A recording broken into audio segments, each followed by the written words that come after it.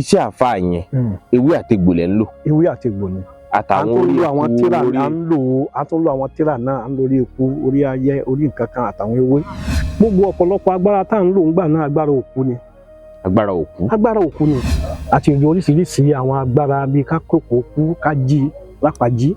ìgbà míì òkú lè jí tá a pè é dìde tí ó dé tí ó sọ tó fẹ́ sọ á tún ní ó sùn padà bóyá afẹ́ nǹkan kan béèrè. bí oògùn owó ni àbí. bí oògùn mo máa ń sa àwọn àṣejẹ fún yàn máa ṣe asínà fún yàn tí ó sì rí bẹ́ẹ̀ ṣùgbọ́n mo fẹ́ ká rántí pé gbogbo àwọn ọ̀nà tá a gbà rí ohun sàtánì ni mo sì ní àpótí oríṣiríṣi oògùn lé èyí tó ní ṣubú ṣeré wà ń bẹ ànàkú wà ń bẹ ìpínlẹ̀ kan wà ń bẹ ọlọ́pàá sì wọlé mú mi bí adìẹ bí ẹnìkan máa ń bẹ tán bá di oyún máa nínú mo ní kíní kan tí màá fi ìgbẹ́ ránṣẹ́ àtọmọ atari tí n bá ti bẹ́ẹ̀ tí n bá ti lé wọn jáde tí n bá ti sọ sẹ́nu ẹ̀ yóò bí wẹ́rẹ́ ni. ó bí àparò tí sàbá ló yẹ tí kì í pa ó ní gẹ́gẹ́ bẹ́ẹ̀ ni àwọn tọkọ̀rọ̀ jọ náà tí wọ́n pàdánù ẹ̀ ní agbede méjì yóò wá di òmùgọ̀ gbogbo ẹ̀ parí lójú ayé mi náà ni. gbogbo tí mo kó jẹun kò sí kankan tí mo padà rí bá mọ̀. ṣé o máa ń ní àpadà bọ̀ sí burúkú kan ní. kò ní repercussion wọn kò ní ìgbà tí bí èèyàn bá yàn ṣáájú ni kí n fún kankan má bí nǹkan ẹ̀yìn bá mọ̀ ká sọ ma ká yìnbá kí mo sì yẹ báyìí. sọ pé ayẹnu ọ̀tọ̀ láyẹta ọ̀tọ̀ lásákì ọ̀tọ̀ ní dídíjò tọ́pẹ́ bá yìnbọn mọ́ ẹ̀ tó pé di ojú ọ̀tọ̀ ní kẹ́yìn bá kọ́ àkẹ́ ẹgbẹ́ mi rè báyìí yọ yẹ báyìí ọ̀tọ̀ nìyẹn. àwọn agbára yẹn gan náà gbà yẹn tó ẹ fi ń ṣe iṣẹ́ àfáà yẹn kì í ṣe inú kùránì gan lẹ ti mú. a máa lo àwọn àyà míì nínú àlùkùránì ṣùgbọ́n ìta máa sábà lòjò nǹkan dúdú là máa sábà lò sí alẹ́ tí mo sọ fún nígbà tí mo bẹ̀rẹ̀ rọ̀ pé màá ti tẹ́ awọ tí màá fi kí ó lè lásùbà yìí tó lọ tá tó lọ gbé tutù sa ẹ̀yin ìyá mi sọ̀rọ̀ gà iṣẹ́ àfáà yìí gan ló wá kó mi sí wàhálà. iṣẹ́ àfáà kó yín sí wàhálà iṣẹ́ àfáà ṣe bí iṣẹ́ Ọlọ́run ni.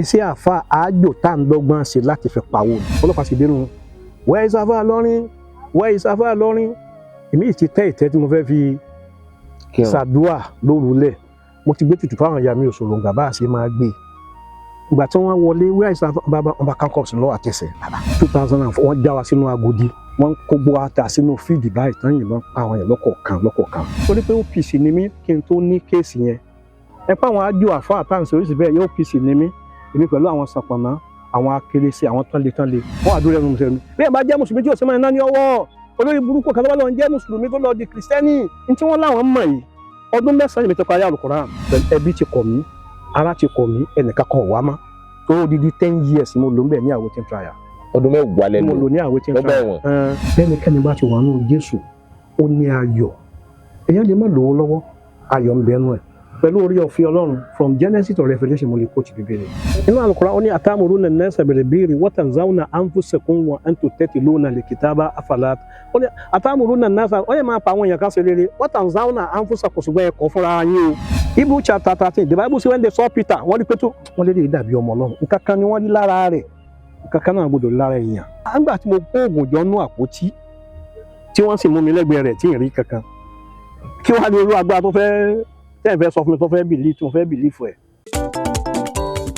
NDT Clearing Freight and Logistics iṣẹ́ wọn dára wọ́n ta sánsan wọn kárí ayé. NDT Clearing Freight and Logistics bá a ṣe kárí ayé bẹ́ẹ̀ ni òye iṣẹ́ yé wa cargo services wá dúró tán láti Nàìjíríà a ó bá yín gbé nǹkan ránṣẹ́ sí àwọn èèyàn yín ní Europe UK US Canada Asia lọ bẹ́ẹ̀ gàárì epo pupa ẹ̀gúsí ẹja gbígbẹ ìgbín irú àpọ̀n aṣọ ìlẹ̀kẹ̀ àwọn ìwé tó ṣe pàtàkì àti bẹ́ẹ̀ bẹ́ẹ̀ lọ kò tán síbẹ̀ MDT Clearing Services lékètéńté àṣẹ tó ń tẹjọba tá a gbà ó mú àwọn èèyàn yàn wá láàyò láti port ọwọ́ kan ni MDT á clear kọ̀ńténà yín jáde fún yín bó ṣe kọ̀ńténà tó kún fún káà lóríṣiríṣi tàbí ohun mìíràn àwọn òṣìṣẹ́ wa kọ̀ lálá professionalism wa kò lẹ́gbẹ́ MDT doorstep delivery service náà ò gbẹ́yìn níbikíbi lágbàáyé àwa gbé ọjà yín fún yín lẹ́nu ọ̀nà yín MDT tún bá ní ìrajà product sourcing ìyẹn ni pé à ràn yín lọ́wọ́ láti ra ohun tí ẹ fẹ́ à sì fi ránṣẹ́ sí yín ní kánmọ́ kóbó ní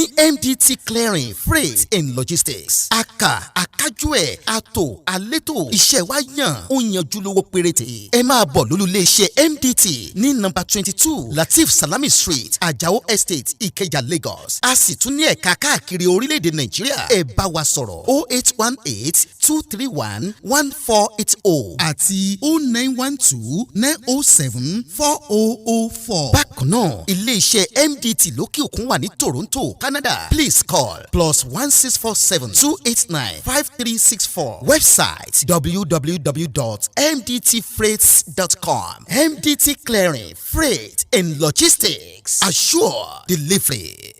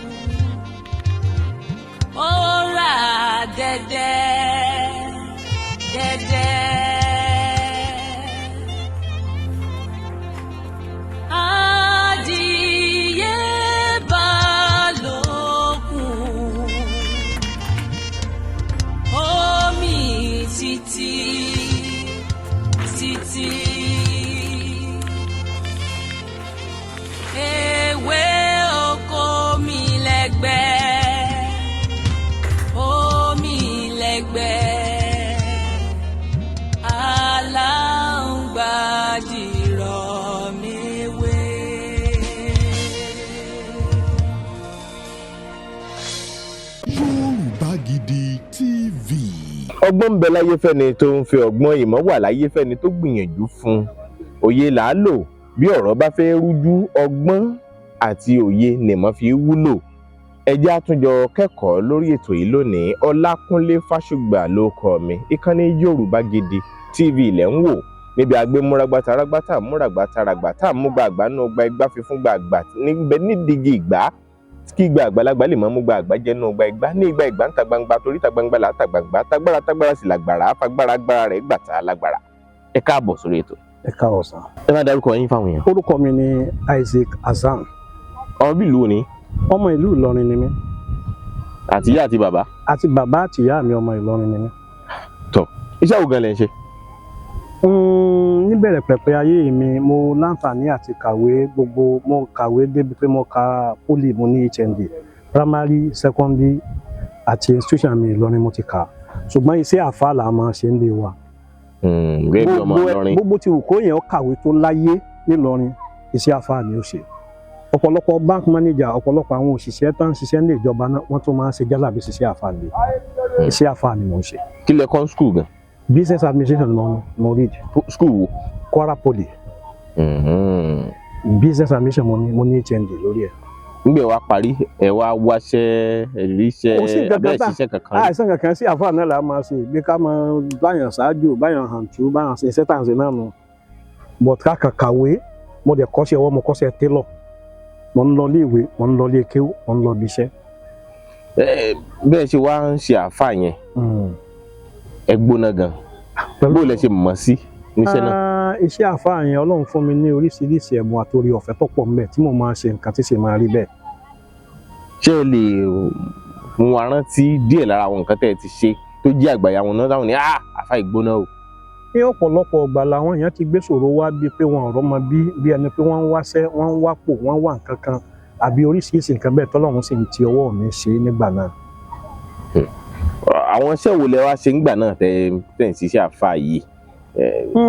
iṣẹ́ àfáà yìí mo máa ń ṣe káàkiri nígbà tí mo ti ṣe káàkiri kí n tó dé Ìbàdàn Ìbàdàn ni mo wà, ọ̀pọ̀lọpọ̀ àwọn union, àwọn Tokyo, àwọn bẹ́ẹ̀ lọ tó máa wá ṣiṣẹ́ àáfàá lọ́dọ̀ mi àtàwọn ẹlòmíì bẹ́ẹ̀ náà. Iṣẹ́ àáfàá yìí gan-an ló wá kó mi sí wàhálà. Ẹ̀sìn ṣé dì sìn? Mi ì ṣe mọ́. Iṣẹ́ àáfàá kò yín sí wàhálà. Iṣẹ́ àáfàá ṣe bí iṣẹ́ Ọlọ́run ni. Ṣe rí iṣẹ́ Ọlọ́run ọ̀tọ̀, iṣẹ́ àáfàá àájò tá à ń dọ́gbọ́n ṣe láti fi pawó ni. Irú iṣẹ́ àáfàá ọ̀hún tó jájò téèyàn ń ṣe láti fi pawó, kí làwọn nǹkan téèyàn máa ń lò tá láti ṣe ń bẹ̀, kí lẹ̀ ń ṣe gan? Ṣe rí bẹ́ẹ̀ nìkan iṣẹ́ àáfàá ni pé kẹ́nìkan wá bá wa pé ọjà wọn ọ̀tà, kẹ́nìkan wá bá wa pé òun ọ̀rọ̀ ọmọ bí, kẹ́nìkan wá bá wa pé òun níṣòro kan, kẹ́nìkan wá bá wa pé ìdààmú kan bá òun, kí la lè bá òun ṣe, á wàá wo oríṣiríṣi hàntú àbáwọn nǹkan tá a lè ṣe papọ̀ pé lọ lò ó báyìí yóò sì rí báyìí. Yóò sì rí bẹ́ẹ̀. Ń pẹ̀lú ògo Ọlọ́run nígbà yẹn o, ṣùgbọ́n nísìnyí nígbàgbọ́ nínú ẹ̀ mọ́. Kí ló tẹ̀ fi nígbàgbọ́ náà ṣe bí ń ṣiṣẹ́? Ẹ ṣe ní 2004 nígbà tí mo ti dé Ìbàdàn tí mo ti ṣẹ́tù sí Ìbàdàn tí mo ṣe oríṣiríṣi àjò, àwọn kan wá bá mi ní 2004 pé àwọn ń béèrè àáfàá lọ́rin torí nínú iṣẹ́ àáfàá mo gbóná débi pé àwọn tó ń tewé ọmọ káàkiri òjé káàkiri ohun tó bá ti ẹ̀ béèrè àáfàá lọ́rin ọ̀dọ̀ mi wọ́n kàn mú wọn wá torí pé bí mo ṣe popular ń bẹ̀ tó mo sì ń gbé rìfín ọlọ́sẹ̀ nìbàdàn. Tó túmọ̀ sí pé iṣẹ́ àáfàá yẹn ewé àtegbò lẹ̀ ń lò. Ewé àtegbò ni. Àtàwọn orí eku a tún lo àwọn tírà náà, à ń lo orí eku, orí ayẹ, orí nǹkan kan àtàwọn ewé. Ní 2004 láwọn kan bá mi pé àwọn ń béèrè àáfàá lọ́rin, wọ́n wà nínú ilé, mo sì jáde sí wọn. Wọ́n ní kí n dákun pé custom kan bẹ tán ń pè ní ṣògo. Custom. Wọ́n ní ń pè ní ṣògo. Àwọn sì máa ṣe fàyàwọ́ ń tà wọ́n. Ṣùgbọ́n táwọn bá ti fẹ́ kọjá, táwọn bá fi kọ́ wọ́n máa ń yìnbọn bá wọn, táwọn bá gba nùgbó sí mo mọ oògùn ìbọn. Tí tọ́ta òfin ní bà wọ́n. Tí ò ní bá ọkọ̀ wọn, ẹgbẹ́ máa gba nùgbó gba kọ̀rọ̀ pé sí mo mọ̀ tán. Táwọn bá bí sọ mọ̀ yìnbọn, mo ní mo mọ oògùn ìbọn. Wọ́n lè lò ní mo gbà àjọ sàdéhùn sí 140 naira mórí méje. Ṣé ìsìn oògùn ìbọn lóòótọ́? Nígbà yẹn mo mọ dáadáa o. Tó ń ṣiṣẹ́ gidi. Mo mọ oògùn tọ́pọ̀. Gbogbo tí mo bá ṣe mo ní 100% lé lórí nígbà yẹn o. Mo sì gba 140 naira lọ́wọ́ wọn mórí méje. Ní 2004. Ok. Nígbà tí wọ́n lọ ọjọ́ kẹta mo ní kí wọ́n gba ájò wọn. Ìgbà tí wọ́n dé wọ́n gbé rice tútù fún mi, wọ́n gbé òróró tí máa ń bẹnu agolo yẹn fún mi, wọ́n dẹ̀ gbé iṣẹ́ wọn fún wọn, wọ́n lọ. Nígbà tí ó fi tó bí ọjọ́ kẹfà sí ọjọ́ keje ọlọ́pàá sì dénú, where is àáfàá lọ́rin, where is àáfàá lọ́rin.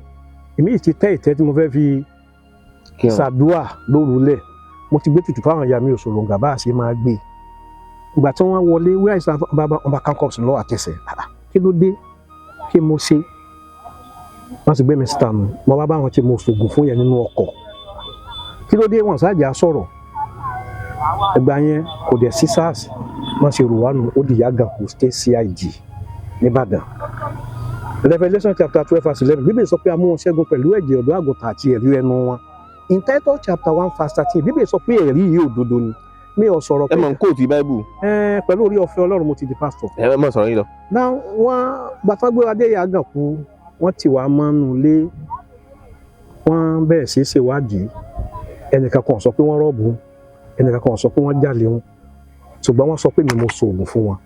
Wọ́n nígbà táwọn ọlọ́pàá, ìgbà táwọn custom yẹn ń lé wọn, wọ́n yìnbọn ò mú wọn, wọ́n mọ̀ pé ọ̀nà kan tó ti blọ́ọ̀kù níwájú lọ́hùn, bẹ̀ wọ́n wá ká wọn mọ́, wọ́n wá já àwọn oògùn ara wọn. Ta ló ṣe é fún wọn láàfáà lọ́yìn wọ́n sì wá mú mi lérè fẹ́ràn.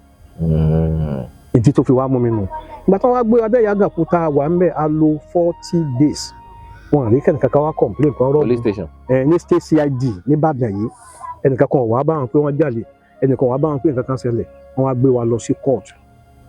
Ìgbà tá a fẹ́ gbé wa lọ court, wọ́n gbé wa sọ́dọ̀ ọ̀gá AC ìgbà náà Haúsá ni ní Yàgànkù. Èmi mo fẹ́ wọlé last, IPO wa Wàlíù Yusuf ni, wọ́n ní àfáà lọ ní wọlé. AC ní pé sáàfáà ni mí, wọ́n láàfáà ni mí. Wọ́n ní kí n ka Suratu Yusuf àyà 3, wọ́n ka bí 10. Wọ́n ní ká lọ fi mílẹ̀, wọ́n lè mi ní sóògùn fún wọn.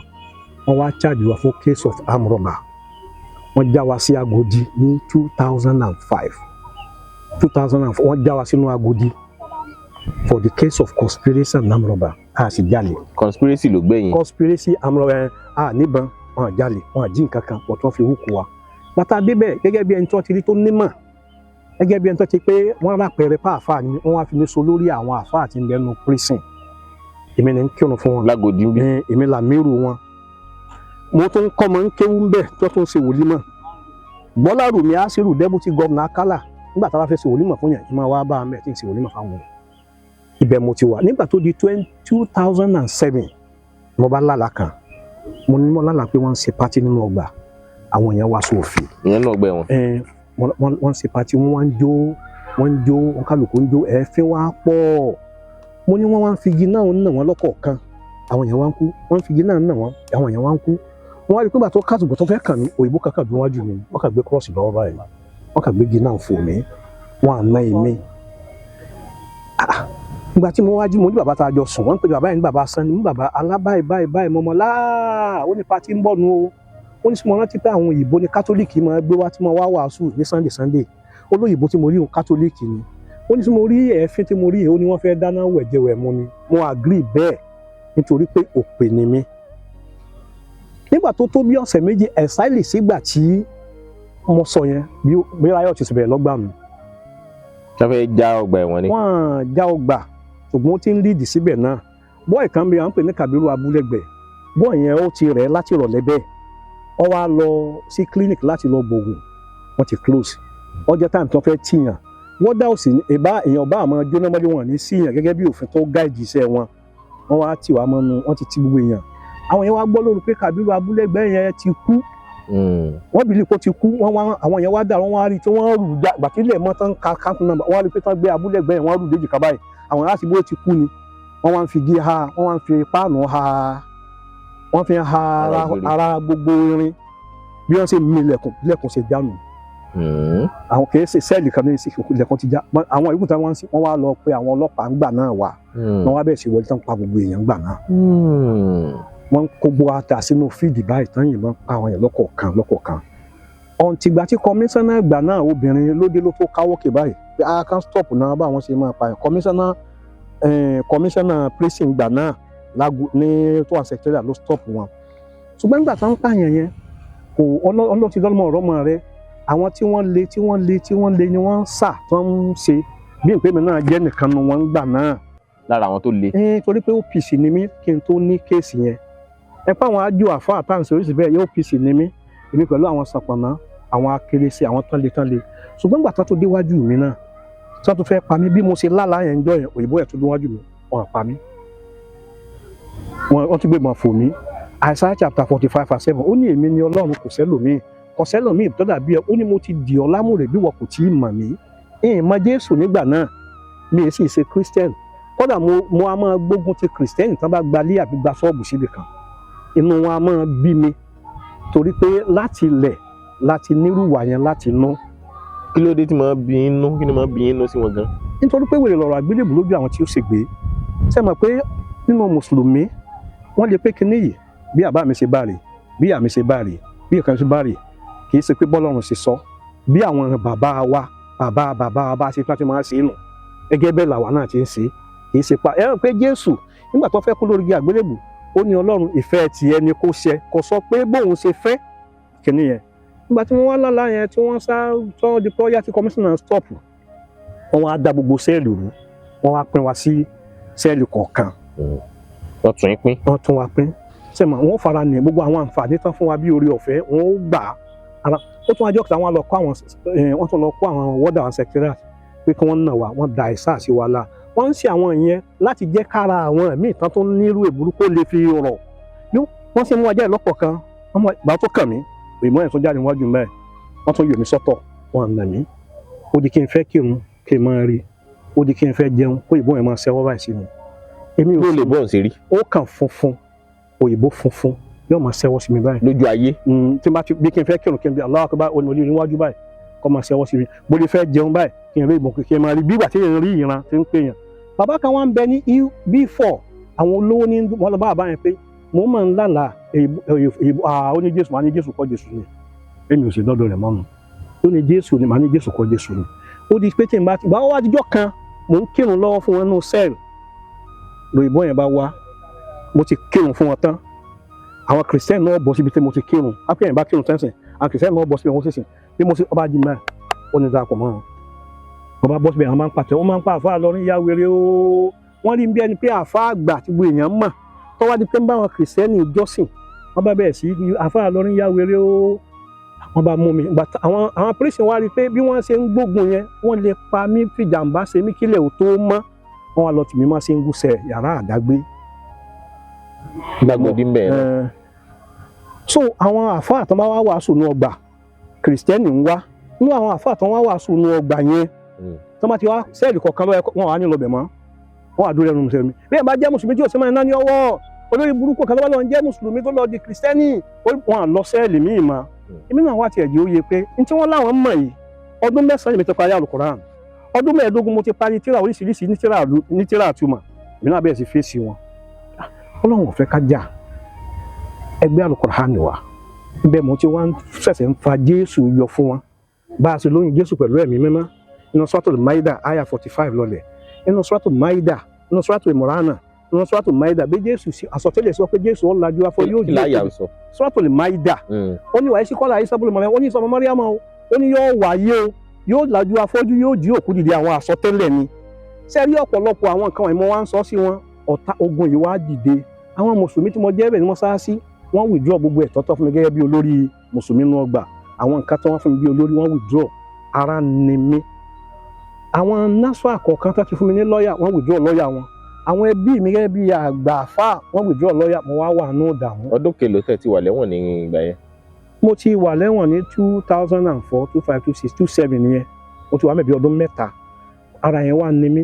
wọ́n sì ti ìdájọ́ yín o. awaiting trial wa ẹ̀sùnlẹ̀. àwa lọ títí nígbà tó pẹ́ mo sàn ìsìnlẹ̀ ìwà pọ̀ àwọn tó wá jẹ́ olórí tó jẹ́ kìrìsìtẹ́nì nínú ọgbà tó jẹ́ olórí hẹ́ẹ̀dì church nínú ọgbà wọ́n ń pẹ́ ní oní bàbá màmá wọ́n ti fóun lẹ́wọ̀n òní ọ̀wà bá mi yóò gbóúnjẹ fún mi yóò gbàsọ fún mi yóò máa wẹ́kọ̀ mi ó sì pín díẹ̀ nù yìí sì torí ẹ̀ padà pẹ̀lú ìnira tí mo ti wà Luke chapter 9 verse 6 bíbélì pé kò sí ẹni tó fọwọ́ lé ohun tulẹ̀ tó bojú wẹ̀yìn tó yẹ fún ìjọba Ọlọ́run mo takú ti ọ̀rọ̀ yẹn mo sì ń fà wẹ́rẹ́ bí mo ṣe ń bá lọ́nu ẹbí ti kọ̀ mí ara ti kọ̀ mí ẹnìkan kan wá má ṣùgbọ́n mo dúró ti Jésù torí pé kò sí ẹni tó fún tó bójú ẹ̀ tó yẹ fún ìjọba Ọlọ́run in Luke of Psalm 27 verse 10 ó nígbà tí ìyá àti bàbá kọ̀ mí gbà náà lọ́lọ́run wá gbà mí nígbà tó yá mo di assistant pastor nínú cell nígbà tó yá mo di pastor nínú cell nígbà tó yá mo di interpreter nínú chapel nígbà tó yá mo di senior pastor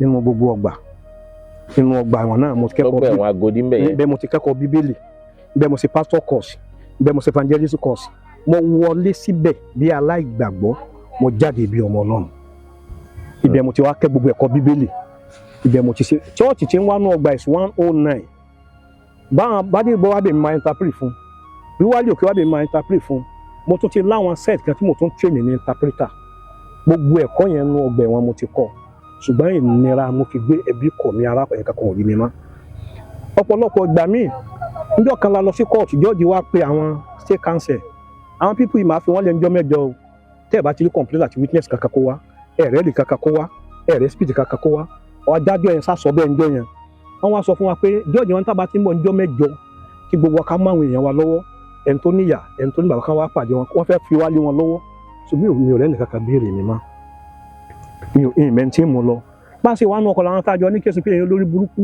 wọ́n ti rántí kọ̀tẹ́ bí ti kọ̀ yìí wọ́n bá ti bí wọ́n fi wálẹ̀ tí ẹ máa bàjẹ́ ni wọ́n sàn foríṣiríṣi ojú burúkú wọ́n sọ burúkú ẹ̀mí ọgbà mi lórí mọ́ Black Maria wọ́n tó ti báyé jẹ́ wọn alátẹnu jẹ́ nítorí kò sí ní tó wọ́n sọ tán bàtà adé kóòtù níjọ́ náà kóòtù ọ̀kan síìtì ni Jésù ti lọ ṣáájú mi kóòtù síìtì nígbà tí kóòtù síìtì wọn ní nǹkan kan tí wọ́n ṣe torí àwọn èèyàn wọn ti débẹ̀ ẹni tó níyàwó ti wá ẹni tó lọ́mọ ti wá ẹni tó bàbá ti wá mi ò rẹ́ni kankan wá bẹ́ẹ̀ lásán ṣe ń lò gbé ayé yẹn bọ̀ wẹ́rẹ́wẹ́ nínú ìnira ṣùgbọ́n mi ò padà ó mo padà wá di olórí chapel ní ọgbà ìgbà tádájọ́ àwọn afẹ́ fi wálẹ̀ àwa lọ kóòtù níjọ́ kan wọ́n wá ní kí gbogbo àwọn state council àti director DPP nígbà náà LL Ganiyu ní director DPP ìgbà náà oníkan wá Justice Masudi Abimbola tó rìtáyà yẹn ní CJ ìgbà náà wọ́n wá ní ìgbà tó ka judgement ó lóun discharge wa ó tẹ̀ fún mi wọ́n can charge wọ́n wá bi àwọn people yẹn ó ní kí wọ́n ṣe bó ṣe ẹ̀kọ́ lẹ́nu torí kò sí witness kò sí complainant ó ní bí kọ́sùn tọ́lọ́pàá gbé wájú àwọn làwọn fi bá wa ṣẹjọ́ pátá àwọn ò sì rí nǹkan kan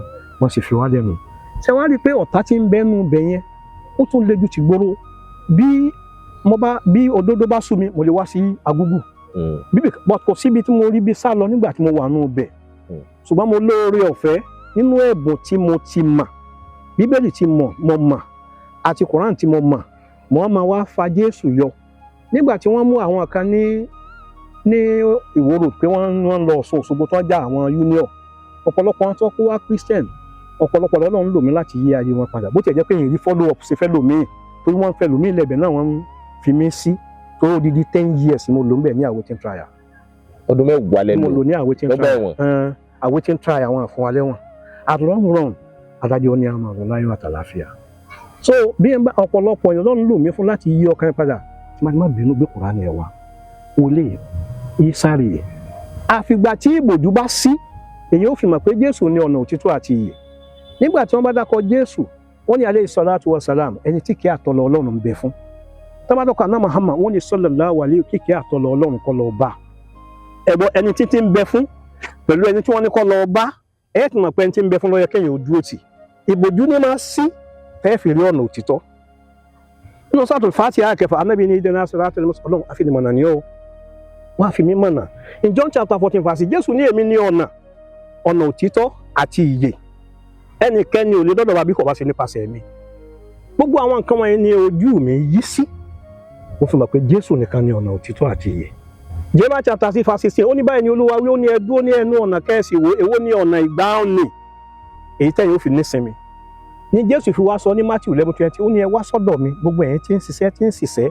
tá a di ìrúwó lórí èmi ó fún yín ní ìsinmi ọ̀dọ̀ Jésù nìkan nìsinmi wà ó ṣeé ṣe kó nira Jésù ó sọ fún wa pé bẹ́ẹ̀ ṣe gbà mí gbogbo nǹkan máa dùn fún yín in John chapter 6 verse 3 John chapter 3 ó ní nǹkan wọ̀nyí ni mo wí fún yín kẹ́ lè ní àlàáfíà nínú mi John 16:3 ó nínú ayé ẹ máa rí àwọn ìpọ́njú bí mi ṣe rí ẹ máa rí ìdààmú bẹ́ẹ̀ ṣùgbọ́n tújú ká èmi ti ṣẹ́gun fún ọ ọ̀pọ̀lọpọ̀ àwọn ìṣòro yìí mo bá pàdé níbi tí mo ti wá gba Jésù lólúwa àtolùgbà tí mo pé alágbára ni nígbà tí mo fi wà ń gbòòrò mo ní ọ̀pọ̀lọpọ̀ àwọn nǹkan agbára èyí tí ń fún lékuru èyí tí ń fún lépo èyí tí ń fún níyọ̀ èyí tí ń fún gbogbo ẹ̀ bẹ́ẹ̀. ṣe ìjogúnba náà ni àbẹ kọ́nu iṣẹ́ àbá. nígbà tá à ń ṣe àfáà tá à ń ṣe tá à tún so pìsàn àwọn oríṣiríṣi agbára rìn bíi bàǹtẹ́ ìgbà tí mo débẹ̀ àwọn ìṣẹ̀lẹ̀ kan bẹ̀rẹ̀ sí ṣẹlẹ̀ sí mi àwọn àjálù burúkú ó bẹ̀rẹ̀ sí ṣẹlẹ̀ sí mi níbẹ̀.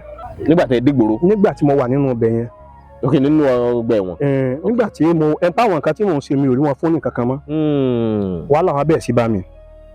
ṣùgbọ́n lọ́gán tí mo gba Jésù báyìí Ọlọ́run tó ní ayé ìjì yẹn dẹ̀ dáwọ́ dúró. irú àwọn ìṣòro wo gan ló ń yọjú nígbà tí. ṣé mọ̀ pé nígbà àwọn gbogbo ayé ti kọ̀ mí kó tó dìgbà gbogbo nǹkan ti bá mi bí kẹ́ni kò gbómi kalẹ̀ kí n lọ́gbọ́n jí omi rẹ̀ mu bí kẹ́ni kò gbé ráìsì kalẹ̀ kí n gbé ráìsì rẹ̀ bí kẹ́ni kò gbé nǹkan kalẹ̀ kí n gbogbo àwọn oríṣi bí kí n sá máa fa létí náà tí ń bẹ nínú ọbẹ̀ bí kẹ́ni pé ẹ má gbàgbé kọjá o tí mo sì mà tí èkó rì mí nísinsìnyí mà ẹ má wùwà báyìí o nǹkan báyìí torí ọmọ àdéhùn kọ́ọ̀pù omi lásán tẹ bá mu níbẹ̀ ẹlòmíì lè ló didi eléyìí kò ní tó bá ti mú òfin wàhálà yẹn wá bẹ̀rẹ̀ sí bá ọlọ́gàn lọ́gbọ̀n tí mo gba Jésù sì dákẹ́ jẹ́. àmọ́ wá tó rí pé gbogbo ọ̀pọ̀lọpọ̀ agbára tá à ń lò ń gbà náà agbára òkú ni. agbára òkú ni tí mo bá tu ewé kan báyìí nísìn tí mo kó kalẹ̀ pé mo fẹ́ ṣe nǹkan báyìí mo fẹ́ ṣe nǹkan báyìí nígbà tí wàá fi jọrọ̀ lé ó ti rọ tí mo sì rò pé mò ń lò. nígbà tí ọlọ́pàá fẹ́ wá mú mi lé mo mọ iye àwọn boys ń sọ mi nínú àwọn OPC mo sì ní àpótí oríṣiríṣi oògùn lé èyí tó ní ṣubú ṣeré wà ń bẹ ànàkú wà ń bẹ ilé kan wà ń bẹ ọlọ́pàá sì wọlé mú mi bí adìẹ. ara ò sọ̀rọ̀ fún yín rárá ni. torí pé ibẹ̀ kọ́ lọ́lọ́run wà gbogbo agbára ń bẹ lọ́dọ̀ Ọlọ́run nígbà tó wá di pé wọ́n mú mi wọ́n wá wò Psalm 110 ó ní wọ́n lójú wọn àfi ríran wọ́n létí wọn àfi gbọ́rọ̀ wọ́n lẹ́sẹ̀ ó láwọn tí wọ́n ń sè wọ́n sì dàbí wọn because wọn ríran lọ́wọ́ kan láti gbà mí ìgbà tí mo wà ń bẹ̀ ṣe mọ̀ pé ayé ẹ̀dá ń gbà mí irú tí mo ń là kọjá nígbà bí ayé mi ṣe rí màá mọ̀ ọ̀rùngbà mi pa kí n wà nù pèsè padà gan ó sì pé because ó ṣe òṣè wọ́n sá fún mi ní oúnjẹ ṣùgbọ́n ní ṣe bá àṣe wàhálà ń bí àjẹun nígbà tó sáré pé wàhálà yẹn sá pọ̀ ìfòró yẹn pọ̀ mo wá bẹ̀rẹ̀ sí wò ó oríṣiríṣi àwọn iṣẹ́ ìyanu ní ìgbé dọ́dọ̀ Jésù tí ó sì bá mi ṣẹ́ ìmọ̀ Jésù ń gbà náà ṣùgbọ́n Ọlọ́run àwọn chọ́ọ̀chì kan bẹ ní Ìrèfín ẹ̀ẹ̀kan 7 day lákọ̀ọ́kọ́ ẹ̀ẹ̀kan CAC nísàlẹ̀ tí wọ́n bá fẹ́ ṣe ìnáwó àbí ṣe nǹkan kan wọ́n kàn wá bá mi pé àfáà lọ́rin afẹ́ ṣe nǹkan báyìí torí táwọn bá wá á máa bà nǹkan wọn jẹ́ wọn sì lẹ́nu kankan mú àṣà lọ ni torí pé ńgbà yẹn àmọ́ bàbá kan wá ń bẹ́nu wọn 7 day níjọ́ kan wá sí prison wá minister ó wá rí mi tí mo interpret àbá àfa lọ nìkan yìí ó tún pè mí ó lè nà á Ọlọ́run tóbi o ó wò mí lánàá nílẹ̀ pé bí ẹnikẹ́ni bá wà nù Kristi ó lè dá tuntun ó lóhun àtijọ́ ti kọjá lọ ó ní kíyèsí ó sì di tuntun ẹni tẹ́ ń wò lánàá yàtọ̀ fún tẹ́ ń wò lónìí torí tí ń gbé náà mi ó ti di ohun tí ń gbé náà ayé lọ ọ̀rọ̀ Bible English and Yorùbá fún mi òun rẹ̀ dùn àwọn kọ̀ọ̀kan bẹ́ẹ̀ ni wọ́n máa wá tó máa ń lọ wọ́n máa fọwọ́ sọ̀rọ̀ nínú Bible ẹ̀mí àwọn nǹkan tí mo fi ń lè fún un ìgbà tí mo wá jáde ládájọ́ yẹn fi wálẹ̀ àwọn kálukú ti máwọn èèyàn lọ èmi ọ̀rẹ́ nìkan kan tí ó mú mi ẹbí ti kọ mi níjọ́ tí wọ́n gbọ́ pé mo jáde wọ́n ní kí n kú bẹ̀gá pé àwọn torí káfíìrì ni mí mo wá padà sínú prison wọn lọ bá wọn pẹ dákun èyí mọ ibi tí ń lọ mọ́ torí ọ̀pọ̀lọpọ̀ títì tí mo rò pọ̀ wà gbogbo ẹ̀ wọ́n ti ṣe tuntun ìtì ẹ̀ mànàmá wọ́n ti ṣe gbogbo ẹ̀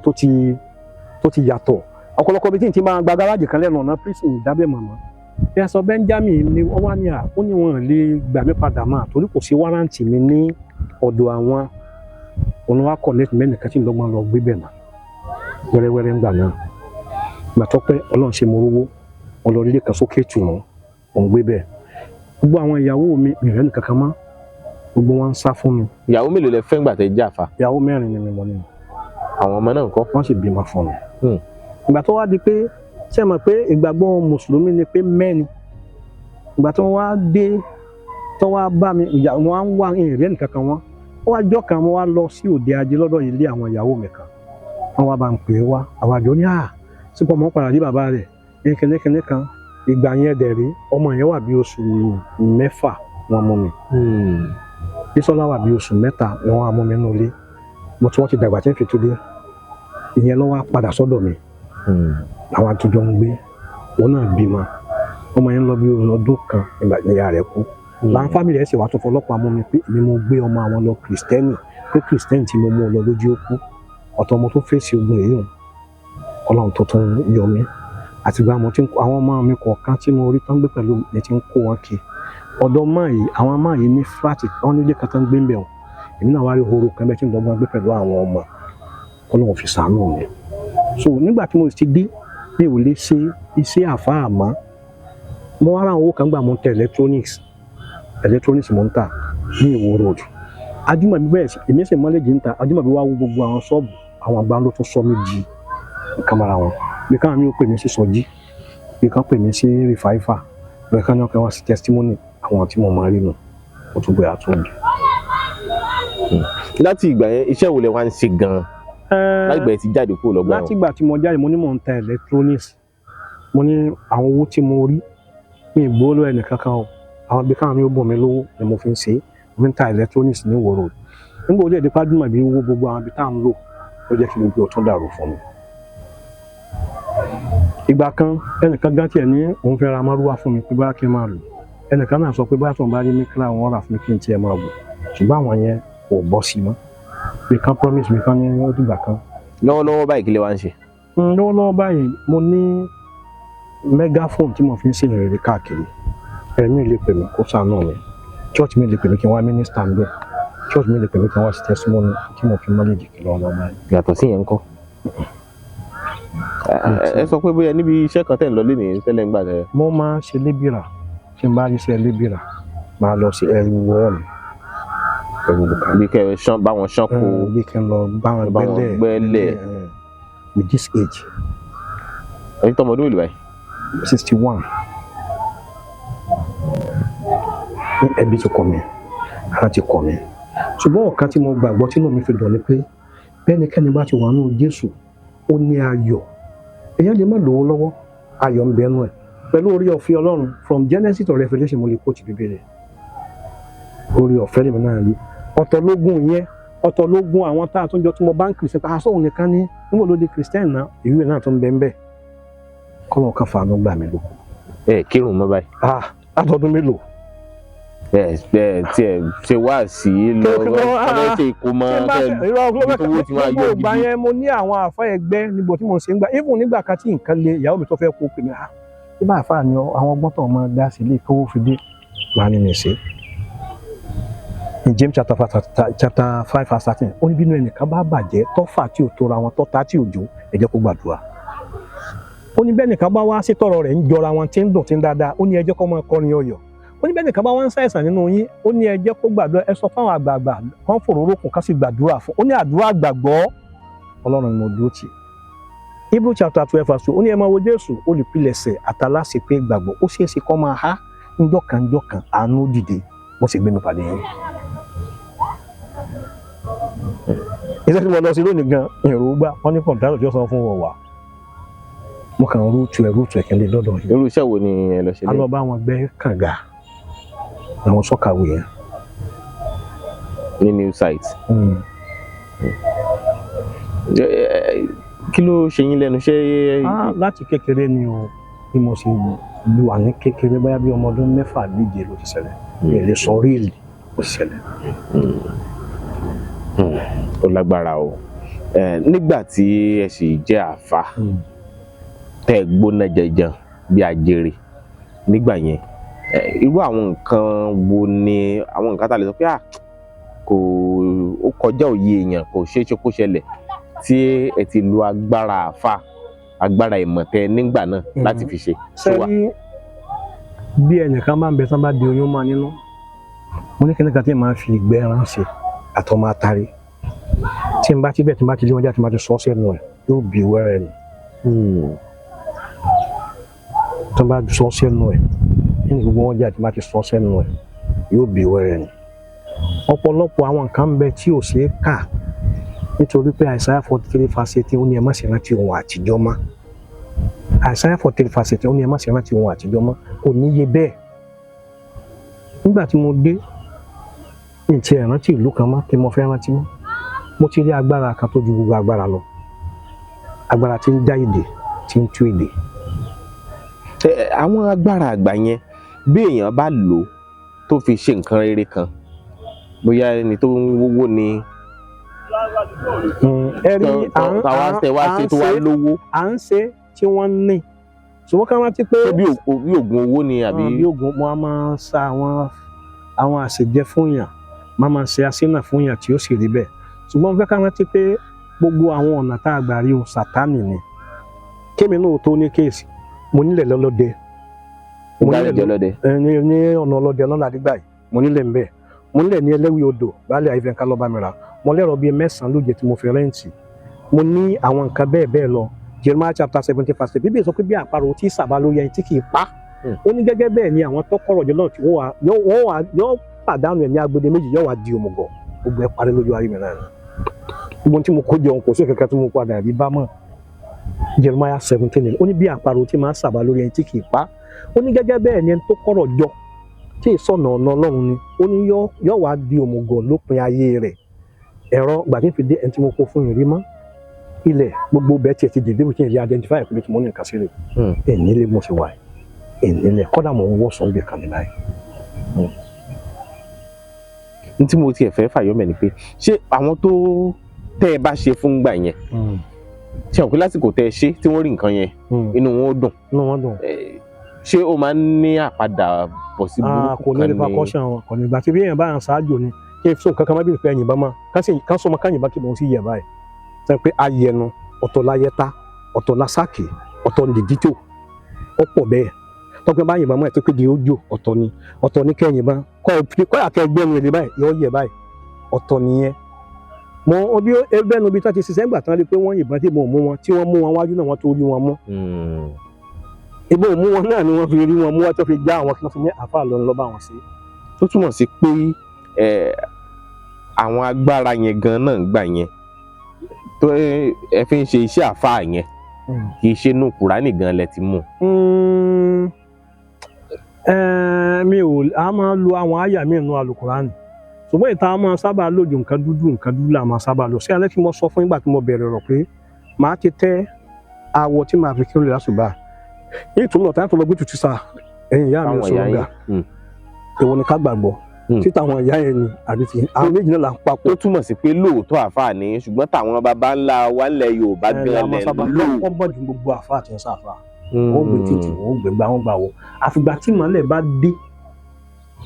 ìmọ̀lẹ̀ bá dé ẹ rí i pé nígbà tí Ọlọ́run dá ayé gan jújú bó bẹ̀ Genesis chapter 1 ó ní ẹ jẹ́ kí ìmọ̀lẹ̀ kí ó wà nígbà ìmọ̀lẹ̀ tó wà ogun kan yẹn sá síbì kankan ibi ìmọ̀lẹ̀ bá ti orí èmi ti jú láìsàn rẹ níwèé o mo ti lọ ṣe wàásù níbì kan àwọn tá a ti jọ so pèsè wọ́n sọ pé àfáà kan bú kíní kan wọ́n sì wá bá mi wọ́n dá mi lójú ọ̀nà ìyẹn sá Jésù lẹ́ni tó bá tijú mi láyé ó ní mi ó tijú ẹ̀ wájú bàbá mi o mi kì í tijú nítorí kí n bá pàdé màá fèsì ẹni Ọlọ́run dẹ̀ máa yọ mí àwọn kákà lè pè mí pé tó bá pè mí lẹ́kìtì èmi ní kíkan kí n máa ṣọ́ra kí n tó lọ tó ráhùn míì lè jẹ́ àwọn ọ̀tá náà pè mí tó wà náà fẹ́yìn fáìmì sí ìfáà tó jẹ́ pé ní kíni ni wọ́n kí jàmbá máa ṣe ni oríṣiríṣi agbára láti lò oríṣiríṣi kan láti ṣe àti ìlú oríṣiríṣi àwọn agbára bíi ká kókò kú ká jí lápàjí ìgbà míì òkú lè jí tá a pè é dìde tí ó dé tí ó sọ tó fẹ́ sọ àtúnyẹ ó sùn padà bóyá afẹ́ nǹkan kan béèrè gbogbo gbé ayé agbára òkùnkùn bẹ́ẹ̀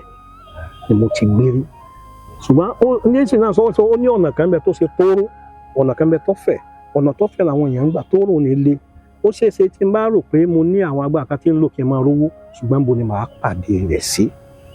in Matthew chapter 16 verse 26 ó ní èrè pinnu fún ènìyàn tó jèrè gbogbo ayé tó sì wàá sẹ̀mí rẹ̀ ó ní kí ni ó fi ṣe pàṣípààrọ̀ ìyẹn lè kọ́jọ́ kún gbogbo Ìbàdàn yìí tí ọba ti níjọba Ọlọ́run is foul ó bẹ́tà kí n dúró nínú ìyà kọ́lọ́run fi gbá àánú dìde ìyẹn ò yẹ kí n bá Jésù ṣe kó máa ń rèrè rẹ̀ tó bá ń forítì ọ̀pọ̀ bíbélì sọ pé ọ̀pọ̀ nípẹ́jù àwọn olódodo Psalm 17 ó ní ọ̀pọ̀ nípẹ́jù àwọn oníṣùgbọ́n Ọlọ́run a máa gbà wọ́n nínú gbogbo ẹ̀ kò sọ pé yóò gbà nínú díẹ̀ yóò gbà wọ́n nínú gbogbo rẹ̀ ni Ọlọ́run ó gbà mí ni. nígbà tẹ́ ti wá di pásítọ̀ ní ìsìn ṣé ẹ ti wá dájọ́ lẹ̀ ni. mi ì dájọ́ lẹ̀ mo fẹ́ dájọ́ kò ságbára mi ò nílẹ̀ mi ò níbi tí mò ń gbé mi ò ní irinṣẹ́ tí màá lò mi ní àwọn kankan tí ń lò ó wù mí láti ní iṣẹ́ ìránṣẹ́ lẹ́yìn pé mo máa fi megaphone ṣe evangelist káàkiri. ṣùgbọ́n sọ́lọ́run pè yín pé kẹ́ ẹ dájọ́ lẹ̀ àbẹ́ẹ̀ tí gba ìpè ni. mo gbà á ṣùgbọ́n kò tí ì sagbára tí àwọn kan bá ń wíyàn àwọn mùsùlùmí tán sọ wọ́n di Christian tán bá dé ni wọ́n wá invite mi àwọn ilé mùsùlùmí ni wọ́n kọ́dà àwọn ẹlẹ́hà àwọn àfa ńláńlá ẹ̀ wà fèsì kì í ṣèjà ẹgbẹ́ Kùránì wa màmá establish Jésù ọ̀nà 26 wọ́n dákọ̀ Jésù ní Al-Qur'an ọ̀nà 26 ọ̀nà kan náà wọ́n dákọ̀ Muhammadu Qur'an ní Suratul Fatih inna fatahna laka fatihan gbà tó fẹ́ parí ó ní Muhammadu Rasulullah ṣùgbọ́n àwọn níbi ẹ̀ sì lè sọ̀rọ̀ kọ́mọ́dàgbà tí wọ́n ń ṣe àtakò ẹ̀sìn tẹ́ bá fẹ́ bá àwọn èèyàn sọ̀rọ̀ bí làákàyè wọn bá ṣe mọ́ lẹ́yìn ó ṣe sọ.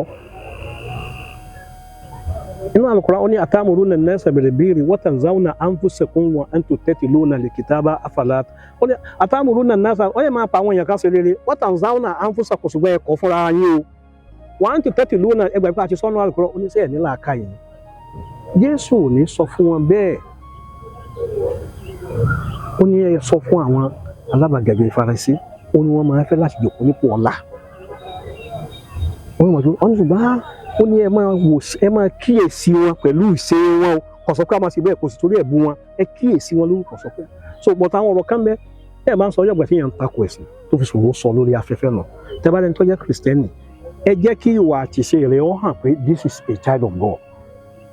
Hebrew chapter 13 the Bible say when they saw Peter wọ́n rí Pétérù wọ́n lè dàbí ọmọ Ọlọ́run nǹkan kan ni wọ́n rí lára rẹ̀ nǹkan kan náà gbọdọ̀ lára èèyàn kò sẹ́ni tó pé o kò sẹ́ni tó pé o Isaiah chapter 5 verse 10 ó ní kò sólódodo kan ó ní kò sẹ́ni kankan kò sọ pé nìkan ló dé lódodo ṣùgbọ́n iṣẹ́ ìyìn rere a máa tàn ká bàbá ibi tí wọ́n lè kankan sí ó pè wá á lọ bẹ̀ á wá sùn tó bá láwọn mùsùlùmí àbẹ̀rẹ̀ á pè wọ́n á jẹ́ kọ́rọ̀ Ọlọ́run yé wọn yá òye ọ̀nà Jésù yìí ní gbà yàn là nígbà báyìí ó ti gbà mí nígbà báyìí ó ti gbà mí á fi fact yẹn múlẹ̀. ọ̀tọ̀ ní kẹ́ ẹ ka Bíbélì kó yé yín ọ̀tọ̀ ní kẹ́ ẹ ka Kùránì kó yé yín fásì kan yẹn lè fọ wẹ́wẹ́wẹ́wẹ́ báwọn tẹ́ ń bá sọ̀rọ̀ bí làákàyè wọn bá ṣe mọ lẹ́yìn náà tẹ́ fẹ́ sọ̀rọ̀ ó fi bá wọn mọ torí tó bá ti háì jù làákàyè wọn lọ́wọ́ ní gbọ́yàn yìí. pẹ́ńsà. nígbà tẹ́ ti wá di Kristẹni báyìí àwọn iṣẹ́ ìyanu wo yàtọ̀ sí èyí tó ti ṣẹlẹ̀ nínú ọgbà ẹ̀wọ̀n tẹ́ sọ tàbí míì tó ṣẹlẹ̀ nínú ọgbà ẹ̀wọ̀n tẹ́ ti sọ àwọn iṣẹ́ ìyanu wo ló lè ṣèyàn ní ààhin tó ti ṣẹlẹ̀ lójú yín tàbí sí yín.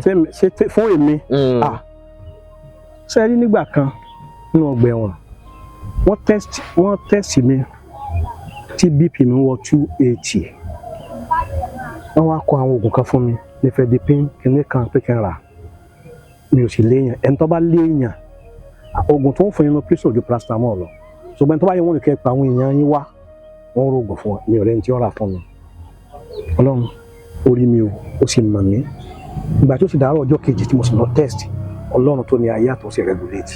títí dòní. nígbà míì ó máa ṣe ẹ̀bẹ́ ìgbà míì tí ó sọ nígbà tó máa rẹ̀ ó sì regulate àìmọye ìgbà míì tó pé ìnira yẹn ó dé ńgbà míì má sì kọjú sí gèrè ọlọ́run ṣàánú fún mi níbi tí ìró kan ọ̀nà ọ̀dẹ̀ dìde bẹ́ẹ̀ kò ṣeé kà kò ṣeé kà. ní báyìí kí ni tí ẹ fẹ́ gan-an tẹ́ ẹ torí ẹ̀ pè wá. mo fẹ́ ìrànlọ́wọ́ ọ̀nà táyé mi náà fi dìde tí n bá ní kókó iṣẹ́ kan tí mò ń ṣe bóyá ọkọ̀ mo rí tí mò ń wà bóyá mo rú àmọ́ láǹfààní àti tí mò ń ṣe mi náà lè máa ṣiṣẹ́ kan tí fi máa jẹun pẹ̀lú àmọ́ bíi mẹ́rin tí mo kọ́ sọ́dọ̀ mo ṣe lè mí náà lè bá mi náà padà ríra ọjọ́ orí ti dàgbà kọjá kí n má dá kankan lọ kí n tó báyìí kẹ́nìkan sì tún wá máa fún mi yàrá kan pé ẹ máa wọ̀ sún bẹ́ẹ̀. pẹ̀lú àwọn ọmọ mẹ́rin. máa kó sáwọn ọmọ yẹn dẹ̀ wá ní skul. wọ́n wà ní skul tẹ́lẹ̀ Mọ́kọ́lá là ń gbé army children day náà wà bàtà tó kó síbi àtúntò fi sàn àwọn míì ń bẹ́ẹ̀ ní skul bíbà tó ń lọ. so ẹni ọ̀rẹ́ yìí sì kéré. wọ́n kéré àwọn èkéré àwọn àni yìí nílé kan tó gbé mẹ́wọ̀n ibẹ̀ wọ́n ti wá fún mi yàrá kan sáyẹ̀ kí n gbọ́n marriage. ìgbà míì àwọn amọ̀lẹ́jì ń bá kéde wọn bá ọ̀dọ́ tí wọ́n rìn. ókè ọ̀dọ̀ tí àwọn ilé. so ìgbà míì àwọn amọ̀lẹ́jì lọ́dọ̀ wọn bí ìgbà míì sùn. ojú bá rọ̀ tá a lè gbọ́dọ̀ ká sùn. ìyàwó àtàwọn ọmọ tí wọ́n wá ń kọ́. wọ́n sì ń lé. ok so ibà yìí náà làwọn náà sùn so àwọn ọmọ tọ̀dọ̀ yín náà àtẹ̀yìn náà ẹ máa jọ wá sókè nígbà míì. tí ò lè bá rọ̀ tí ò bá sí. ok tójò bá wá ń rọ̀ ṣé òjò kí ń gbàgbó nígbà yìí wọlé. a máa gbé kiri di ni kódà àṣẹṣe láìpẹ́ yìí àwọn àṣẹṣe àwọn ẹgbẹ́ yìí díẹ̀ ni àṣẹṣe bí díẹ̀ ni.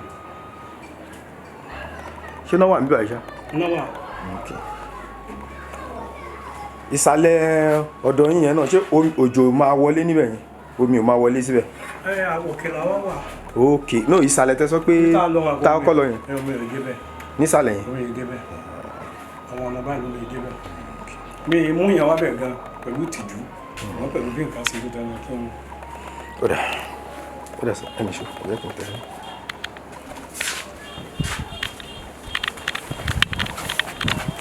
wọ́n bá mú gbà ní àwọn aṣọ mi. Okay.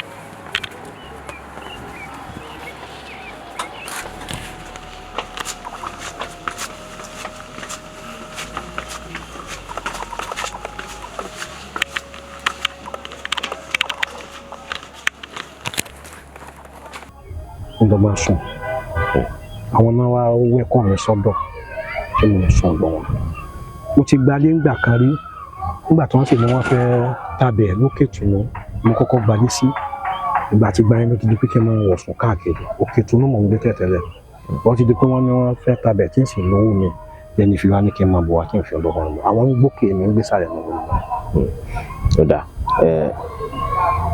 a lè rí àwọn ẹlẹ́yinjú àánú tó ń wo ètò yìí tọ́kàn wọn sì fà sí láti ràn yín lọ́wọ́ bóyá tọ́lọ́run fọwọ́ tọ́lọ́kàn láti ṣe bẹ́ẹ̀ ẹ ní àkáǹtì. bẹ́ẹ̀ ni sà. bank account. bẹ́ẹ̀ ni. ṣé ẹ lè pè. ó lè pè. báǹkì wo ni. Polaris Bank àti Opay. ẹ pè Polaris Bank yẹn. 30 56 43 23 38. ẹ tuntun pè. 30 56 43 23 38 Polaris Bank. orúkọ wo ni yóò gbé wá. Isaac Hasan. Isaac Hasan. bẹ́ẹ̀ni. nìkan ló máa gbé wá. bẹ́ẹ̀ni. orúkọ méjì yẹn ló máa gbé wá. Isaac Hasan yóò gbé wá. ó dà a dúpẹ́ lọ́wọ́ Ọlọ́run fún ìgbésí ayé yín. a dúpẹ́ fọ́lọ́run. tí ẹ̀mí yín ò bá ìṣẹ̀lẹ̀ náà rìn. a dúpẹ́ fọ́lọ́run. a dúpẹ́ fọ́lọ́run. tó àwọn ìbéèrè míì tó ń gbénú mi gbé rùgàrùgà bóyá nígbà míì tá a bá tún máa pàdé yín ó ṣeé ṣe bá tún máa taari ẹ̀ sí yín. ẹ ṣé mo dúpẹ́ lọ́wọ́ mi. láǹfààní àti wádìí mi tí mo bá sọ kankan nítòsẹ̀lẹ̀ yìí pírẹ́sìn Agodi ló ti ṣẹlẹ̀ o wọ́n ń pè nìkan ní Sadé Fásùgbà ó wà ní àwọn mẹ́tọ́dé àwọn Catholic Church àwọn ni torí ńgbà tó dé pé gbọ́n gba lọ́ọ̀yà yẹn tí wọ́n fún lọ́ọ̀yà àwọn náà wá fún mi lọ́ọ̀yà GDPC ọ̀fẹ́ ní ṣiṣẹ́ wọn la fásùgbà ẹni máa wá káṣọ fún mi yàtọ̀ tó bá ní ká lọ pín prison yóò fún mi bí tó bá ní ká pín oúnjẹ ló bá mi mú foodstuff kọ̀ọ̀kan yóò fún mi Sade Fásùgbà náà ń jẹ́ òun ni welfare Catholic Church sí prison so gbogbo tó ṣẹlẹ̀ kí n ṣe kí wọ́n lọ ṣẹlẹ̀ ní state kan tó ṣẹlẹ̀ ní Ìbàdàn yìí. ìyanu Ọlọ́run á ṣẹlẹ̀. àmín sà. Ìmọ̀ràn wo lẹ wá ní fún àwọn Kristẹni tàbí àwọn Kristẹni táwọn náà níṣòro oríṣiríṣi tó ń fi ìtàn wò pé ṣé Jésù wà sọ́lọ́run sì ń gbàdúrà. sẹ́rí Habakkuk chapter 2:3 Bíbélì sọ pé ìran náà jẹ́ ìran tí a ti yàn fún ìgbà kan ó ló ń sáré ó sì ń yára kankan ó ṣeéṣe kó pẹ́ o ṣùgbọ́n yóò dúró yóò dé bí ẹnikẹ́ni bá lè ní ìfaradà àti àforítì ó ṣeéṣe kó máa le ó ṣeéṣe kó máa rọrùn ìrìn àjò gbàgbọ́ èsè ń tọ́ rọrùn èèyàn bọ́ kòtò èyí sọ pé bí tìsí mi ò sì dúró èmo ni mo pé o èyí sọ pé mi ò kì í ṣẹlẹ́ṣẹ̀ o ìwé Oníwàásù orí 2 ẹsẹ̀ 20 ó ní kò sódòdó náà àbólóòtọ́ náà lórí jẹ́ ayé tí máa ṣe lórí tí kì í dẹ́ṣẹ̀ èyí sọ pé mi ni mo pé bóyá mi mo ní káàkiri ayé yìí níwà tó ọ̀dà Ọlọ́run nìkan ló pé ṣùgbọ́n ẹ jẹ́ ká dúró ti Jésù ká rọ̀ mọ́ olùpilẹ̀ṣẹ̀ àtàláṣẹ pé ìgbàgbọ́ wa ni ó sì ká máa la tó lè kọjá bọ́ọ̀nù ó sì làǹjọ́ kan náà rè ẹ jẹ́ ká dúró ti Jésù ẹ jẹ́ ká gbà tọkàntọkàn Jésù là ń polongo ìwàásù wa tá à ń lọ ń wàásù ayé mi kọ́ dá kí n rí físà gbà kí n kankan gbà kí n ṣàdúrà nù ìwàásù ìjọba Ọlọ́run lèèyàn máa wàásù. In Luke chapter 4:17 ó ní láti gbà kékeré ni Jésù ti ń wàásù wà pé ẹ yí padà ìjọba Ọlọ́run kù sí dẹ̀dẹ̀ gbogbo ẹ̀kọ́ inú prison mo ti kọ́ mo wọ ọbẹ̀ bí aláìmọ̀kan bí ó pè ṣùgbọ́n mo jáde ń bẹ̀. àjẹ́ pé pẹ̀lú bó ṣe jẹ́ pé àti jẹ àti mu rọgbọ àti rí lẹ́gbẹ̀gùn tí ìrọ̀rùn yìí béèyàn kan bá mú àwọn ẹbu kan wá jẹ́ wí bẹ́ẹ̀ jẹ́ bẹ́ẹ̀ pé àwọn ẹbu yìí tó bá lò ọṣẹ yìí tó bá fi wẹ̀ ọ̀nà ó là o owó wọlé o. ó ti ń ṣẹlẹ̀ bẹ́ẹ̀ mi ò ní kankan sí. mi gángan tèmi náà èmi gángan mà àmọ́ mo ní ẹnìkan níbi tí mò ń gbé ó sọ fún mi jọ́kàn pé Isaac wa ètò ń dààmú ara rẹ̀ ìwá sórí lọ sí afẹ́lógún láti ní ìlú. àwọn àti ìbàdàn mo fi Ọlọ́run gbọ́ mi lóògùn mi lo ájò kankan. ẹ ń lò nígbà tẹ jáfa nígbà mo jáfa mo ń lò ṣùgbọ́n ẹ lè lo owó ẹ̀ mọ́ báyìí. mo ò lo mi ò lo nǹkan kan mi ò lo nǹkan kan mo fi Kristi tó ní ayé àtọ̀run búra. kí ló jẹ́ kẹ́ ẹ dájú pa bẹ́ẹ̀ pé. nítorí pé Ọlọ́run ti tàn mọ́lẹ̀ ó ti fọ̀nà òdodo. gbogbo tàtẹ̀yìnwá yẹn ti hàn sí yín. ó dùn mí pé àwọn èèyàn ò sí mi òjò lójúmọ́ àwọn èèyàn ò sí mi máa fi wọ́n ṣe lẹ́lẹ́rìí nígbà tí mo kó oògùn jọ nú àpótí tí wọ́n sì mú mi lẹ́gbẹ̀ẹ́ rẹ̀ tí ì rí kankan kí wọ́n á ní irú agbára tó fẹ́ tẹ́ ẹ̀ fẹ́ sọ fún mi tó fẹ́ bìlífù ẹ̀. tí n bá fẹ́ ṣe ẹgbọ́ o mo fẹ́ sóògùn kan sìn kí n lọ wórí ọká n lọ wórí orè n máa wórí igbá mo lè má rí tánjọ́ kan kí n máa wá kí mímí oṣù 2 oṣù 3 kí n tó kó jọ pẹ̀lú kí n sọ pé lórúkọ Jésù ìjìkọ́ dákẹ́ kó sì dákẹ́ ìwọlọ́wọ́ ajínrìn jù àti yóò gẹ́mi àṣà orúkọ Jésù agbára ìjì náà kọ́ dákẹ́ dúró pẹ̀lú kí n sì máa lọ wórí ọká kí n máa lọ wórí èrè kí n bá gún papọ̀ kí n bá jó papọ̀ yóò sì ṣiṣẹ́ báyìí kí n sọ lórúkọ Jésù kó sì dákẹ́ pẹ̀lú ìgbàgbọ́ mi tí mo ní sí tí mo wà nú Jésù ní o torí Jésù ní ọ̀pọ̀lọpọ̀ ló ń pè mí ní Olúwa ẹ mọ̀ pé bẹ́ẹ̀ mi Matthew chapter 7:25 no wọ́n kàn ń pè mí ní Olúwa ni. ó ní gbogbo ẹni tí ń pè mí ní Olúwa ló kọ́ láwọn gbàlà. so they may call Jesus Christ ní orúkọ Olúwa èmi dúró pẹ̀lú tí mo ní torí sẹ́wọ̀n pé Yorùbá ní mo rílé mo róko ni mo ti tọ́ ilé ìwò mo ti rí bó ṣe rí bó ṣe já mi kulẹ̀ mo ti tọ́ ilé ìwò dìṣe kò já mi kulẹ̀ àìjá mi kulẹ̀ mo tún fi pàdé yín. ó dà ẹ jẹ́ wá ṣe báyìí ẹ kọjú sí àwọn olólùfẹ́ ìkànnì Yorùbá Gidi TV àwọn tí ó ṣeé ṣe kí Jésù fẹ́ fọwọ́ tọ́ lọ́kàn láti ràn yín lọ́wọ́ àwọn nǹkan tó ń wù yín lọ́kàn pé kàn ṣe fún yín ẹ bá wọn sọ. ohun tó wù mí lọ́kàn ni pé ó wù mí kí n ní bíi mikra tàbí maruwa tí màá fi máa ṣiṣẹ́ ó sì wù mí kí n nílé bí mo ṣe tó mi nílé gbogbo tí mo kó jọ máa ti parí mi ì dá nǹkan kan ní báyìí bí mi náà ṣe dìde tí n fi ní kankan bóyá maruwa tàbí mikra tí màá fi ṣiṣẹ́ sẹ́yìn pé ọjọ́ orí ń dàgbà ó níbi ìdíje tí mo lè ṣe èyí tí mò ń lọ ń ṣe yìí gan tí n fi ṣe lébìrà yìí ọjọ́ orí mi ti jù lọ ṣùgbọ́n torí pé ẹ̀sán ni jẹun ohunkóhun tí ò ní mú mi padà ni mò ń ṣe mu. In 2 Peter chapter 2 verse 3 ó ní bí èyí bá ti mọ ọ̀nà ìyè náà òtítọ́ ìyè náà ohun tó bá wá padà sẹ́yìn ó ní a jẹ́ pé ajá padà sí di ebi rẹ̀ ó ní gbẹ̀yìn rẹ̀ yóò burú ju ti ìṣáájú lọ. Tí n bá ka ọ̀rọ̀ Ọlọ́run tó yé mi débẹ̀ ó yẹ kí n fara da ìyà yẹn. Tí n bá ní mikra tàbí mo ní márúwá mi náà lè ṣe ń lè nílẹ̀ ń lè rú gbalé ń lè mọ́kọ́ máa ṣiṣẹ́ máa fi tọ́jú ọmọ sọ́gbọ̀n. Báyìí ilé tẹ̀ ń gbé gan ẹnìkan ló kàn fi ṣàánú yín pé gba yàrá kan yìí. Bàbá kan ní ń gbé bẹ́ẹ̀ ìgbà tí ìṣòro mi wá le yẹn lọ́wọ́ ní kí n máa wá gbé ibi náà kí n fi máa wálé jì.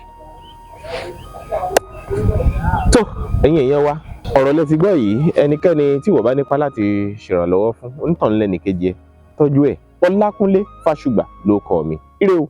Èwe ń jẹ́ èèbò ń jẹ́ ìṣẹ̀ṣẹ̀ ń bẹ síbẹ̀ gidigidi. Ìwé ń jẹ́ egbò ń jẹ́ àwọn tọ́lọ́run fi ránṣẹ́ wá síbẹ̀ lóòótọ́ wí bẹ́ẹ̀ jẹ́ bẹ́ẹ̀ tọ́lọ́run ọba ni. Ẹ wá wá àwọn tọ́lọ́run fi àṣírí ìwé àtẹ̀gbò lé lọ́wọ́. OEA herbs and shrub spices ni wọ́n ń jẹ́ ilé-iṣẹ́ tó fi ìlànà ìgbàlódé ṣàgbékalẹ̀ ògùn ìbílẹ̀ tí yóò dùn lò fún gbogbo èèyàn láti ṣètọ́jú onírúurú àìsàn àtàrùn tí ń bá ní ìjà lágọ̀ọ́ ara. Ọ̀gọ̀rọ̀ èèyàn tó ń sunkún dọ́dọ̀ wọn ló ń rẹ́rìn ayọ̀ dúpẹ́ báyìí o. OEA herbs and shrub spices ni yóò fi wí àtẹ̀gbò ṣètọ́jú àìsàn jẹjẹrẹ tá a mọ̀ sí cancer, ìtọ̀ ṣúgà, diabetes, hepatitis, àìsàn ẹ̀jẹ̀ ríru tá a mọ̀ sí hypertension, àìsàn rọpárọsẹ̀ tí ń dáni gúnlẹ̀ tá a mọ̀ sí stroke. Obìnrin tí ń sunkún lórí àìrọ́mọbí lójú ẹnu ọ̀rọ̀ rẹ̀ ti dayọ̀ tó bá ti délé iṣẹ́ wa. Ọmọkùnrin tàtọ̀ rẹ̀ ti lẹ̀ tí ò lè dọmọ. Ìwọ ọlọ́mọkùnrin tó lè tàtẹ̀kọlẹ̀ múnú olólùfẹ́ rẹ̀ dùn. OEA herbs and shrub spices olú ilé iṣẹ́ wa wà ní Ìjẹ̀bú Òde ìpínlẹ̀ Ògùn látúwà káàkiri àwọn orílẹ̀-èdè míì lágbàáyé. Ẹ máa pe 09150491169 OEA herbs and shrub spices. Ọlọ́run ló ń fún wa ṣe.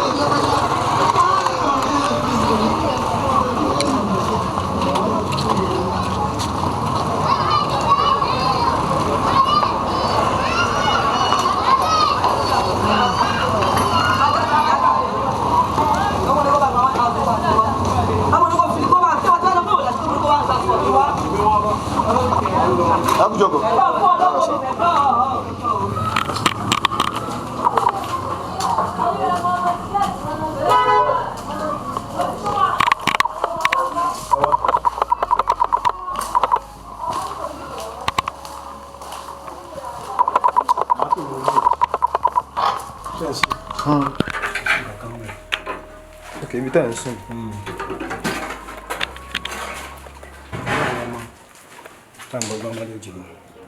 Kò sí ẹ̀yà. Kò sí náà gọ́ọ̀mẹ̀ mọ̀. Ẹ ká lọ.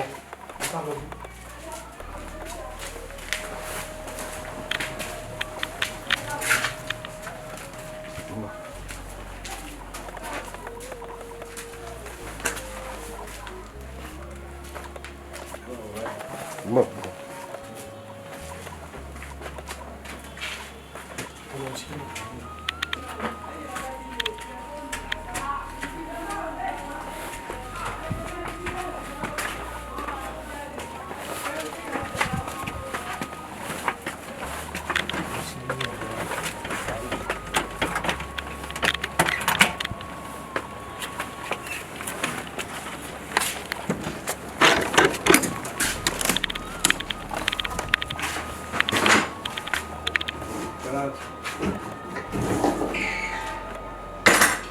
Ìgbà míì àwọn amúnijì ní bàbá tí bẹ̀rù ha ọ̀dọ́ tí wọ́n rìn.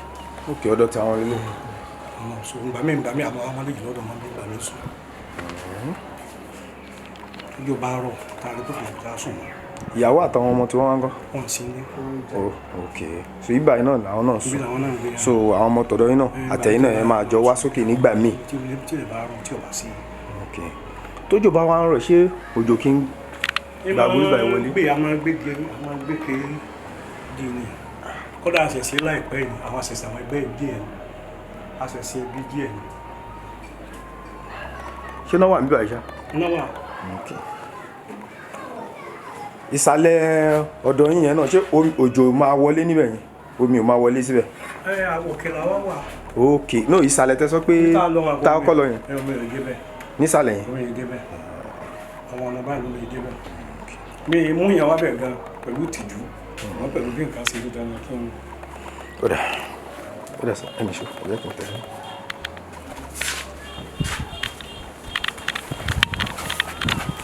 wọ́n bá mú gbà ní àwọn aṣọ mi.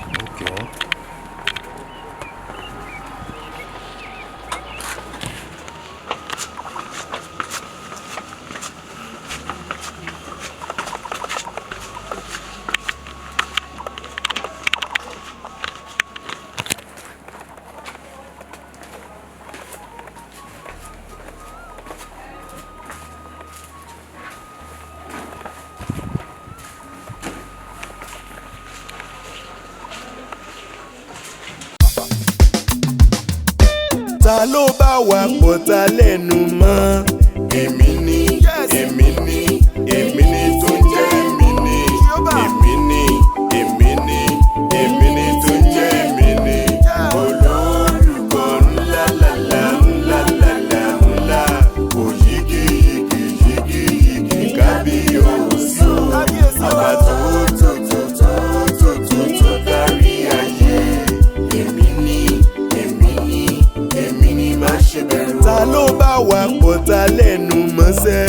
èmi ni èmi ni èmi ni tó ń jẹ́ èmi ni èmi ni èmi ni èmi ni tó ń jẹ́ èmi ni olórúkọ ńlá lálá ńlá lálá ńlá kò yígi yígi yígi yígi kábíyèsí àbá tó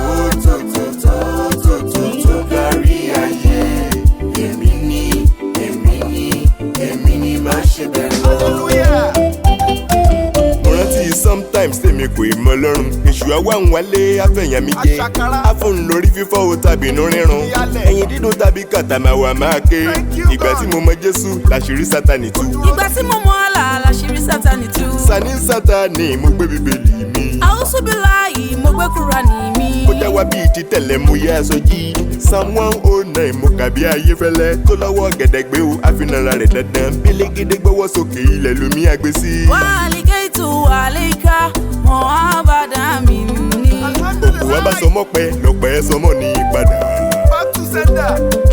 bárí gíṣàgíṣàgí o àforí ara rẹ̀ rú àforí ara rẹ̀ rú o àforí ara rẹ̀ rú. ẹni tó ń pa mí mọ́ ò kì í sùn bẹ́ẹ̀ kì í tó gbé ò kì í sùn etí rẹ̀ ò di láti gbọ́ pé mi. àyànfẹ́ Olódùmarè máa lé mi ẹyinjú Olódùmarè ni mo jẹ́ o. àyànfẹ́ Olódùmarè máa lé mi mi ò ṣẹbọ mi ò dẹ̀ ṣogun. àyànfẹ́ Olódùmarè máa lé mi ẹni ń gbénú mi ó ju gbogbo ayé lọ. àyànfẹ́ Olódùmarè máa lé mi. bẹ́ẹ̀ bá ń lé mi ẹ ò lè bá mi bẹ́ẹ̀ bá ń lé mi ẹ ò lè bá mi mo fọlọ́run ṣègbẹ́kẹ̀lé mi. bẹ́ẹ̀ bá ń lé mi ẹ ò lè bá mi. bó bá ń lé wa wọn ò lè bá wa bó bá ń lé wa wọn ò lè bá wa dúró lọ́rùn nígbẹ́kẹ̀lé tiwa. bó bá ń lé wa wọn ò lè bá wa. ọlọ́run làbò àtòdì wa. bó bá ń lé wa wọn ò lè bá wa. àyànfẹ́ Olódùmarè là wá jẹ́. bó bá ń lé wa wọn ò lè bá wa. ẹyinjú Olódùmarè máa là wá o. bó bá ń lé wa wọn ò lè bá wa. Ọlọ́run làpáta ìgbàlà wa o. bó bá ń lé wa wọn ò lè bá wa. àwa ò mà lè jábọ́ rárá o. bó bá ń lé wa wọn ò lè bá wa. bàbá ti ṣí ìjìbò wa náà. bó bá ń lé wa wọn ò lè bá wa. àgbàdo onígòdà ò mọ́jú fàdíyẹ. bó bá ń lé wa wọn ò lè bá wa. abẹ́ ìṣọ́ Olódùmarè ńlá wa. bó bá ń lé wa wọn ò lè bá wa. ṣé bọ́lọ́run nígbẹ́kẹ̀lé tiwa. bó bá ń lé wa wọn ò lè bá wa. Ọlọ́run nígbẹ́kẹ̀lé tiwa o. bó bá ń lé wa wọn ò lè bá wa. Thank you, Father. Yorùbá